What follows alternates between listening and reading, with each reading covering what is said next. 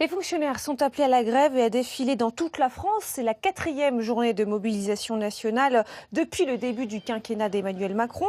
Près de 150 manifestations sont prévues. Certaines ont d'ailleurs débuté ce matin. Vous le voyez, images tournées à Nantes, Rennes ou à Saint-Pierre, à La Réunion. Les 9 syndicats dénoncent une réforme de modernisation du statut de la fonction publique à la portée très grave, tant pour les agents que pour l'avenir des services publics.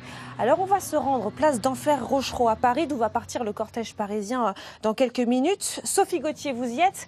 Sophie, pour délivrer ce message, les 9 syndicats sont pour la première fois depuis le début de la mobilisation de la fonction publique unis.